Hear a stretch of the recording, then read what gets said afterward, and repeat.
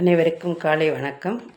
நம்ம இறையன்பு ஐயா அவருடைய குறும்படம், அவர் பார்த்த குறும்படத்தை அவர் தோன்றியது என் சிந்தைக்கே என்ற அந்த நூலில் எழுதியுள்ளார். அதைத்தான் நாம் பார்த்து கொண்டிருக்கிறோம். அற்புதமான விஷயங்கள், அழகான விஷயங்கள், வாழ்க்கைக்கு தேவையான விஷயங்கள் அனைத்தையும் நான் என்னுடைய இந்த சேனலில் கூறுகிறேன். அனைவரும் லைக் பண்ணுங்கள், ஷேர் பண்ணுங்கள், சப்ஸ்கிரைப் பண்ணுங்கள், பயன்பெறுங்க. ஒரு தடவை நீங்கள் பார்த்தீங்கன்னா தெரியும். இதோட 460க்கு மேலே வீடியோ போட்டிருக்கேன், காணொளி. அதை பார்த்தால்தான் உங்களுக்கு அதனுடைய பயன் புரியும். இதோ இது விருந்தாளி என்கிற இந்தி குறும்படத்தை பார்த்தேன். KM ஐயப்பா இயக்கியது. மலைச்சாரல் ஒன்று இளைஞனின் கார் சென்று கொண்டிருக்கிறது. திடீரென கார் நின்று விடுகிறது. அவன் என்ன பிரச்சனை என்று பார்த்து சரி செய்ய முற்படுகிறான். அது புறப்படவில்லை. அருகில் எங்காவது பழுதுபார்க்கும் நபர் கிடைப்பாரா என பார்க்கிறான். மனைவிக்கு கைபேசி மூலம் தொடர்பு கொள்கிறான்.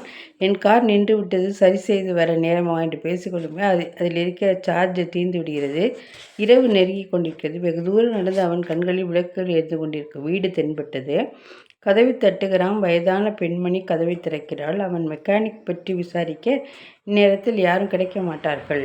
என் மகனும் மருமகளும் தூங்கிக் கொண்டிருக்கிறார்கள். நீ குடோனில் தங்கலாம் என்கிறாள். அவன் தன் மனைவி மகப்பேரை எதிர்பார்த்திருப்பதை கூறுகிறான். குடோனில் கதவை திறந்து படுக்க சொன்னாவள். உள்ளே தாள் இல்லை, வெளியே தாள் போடுகிறேன், இல்லாவிட்டால் எலிகள் அட்டகாசம் செய்ய என்று வெளியே தாளிவிட்டு செல்கிறார்.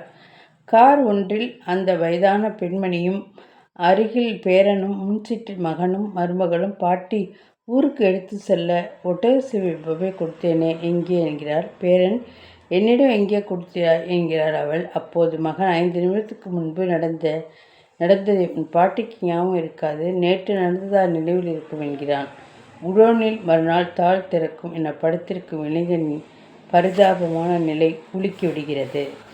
பாருங்கள், உதவிக்காக வந்தவங்கள்ட அந்த குடோனில் இருக்க வைக்கிறாங்க. குடோனில் வெளியில் வேற தாள் விட்டுறாங்க.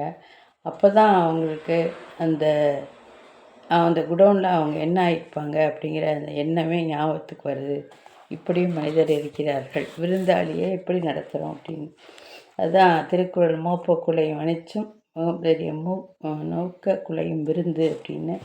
அதை பார்த்தோன்னே, விருந்தாளியின் முகத்தை பார்த்தோன்னே நாம் கண்டுபிடித்து விடலாம்.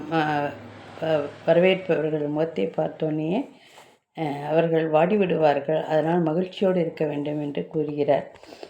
சபரிநாதன் எழுதிய வாள் என்ற தொகுப்பில் சிரிப்பை வரவழைத்த கவிதை இது சத்தியம். நடுவர், பேச்சாளர், அணியினர், எதிரணியர், பார்வையாளர், பத்திரிகையாளர், அந்த மைதானத்தில் உள்ள எவருக்கும் தெரியாது பந்தை ஏன் கூடைக்குள் போட வேண்டுமென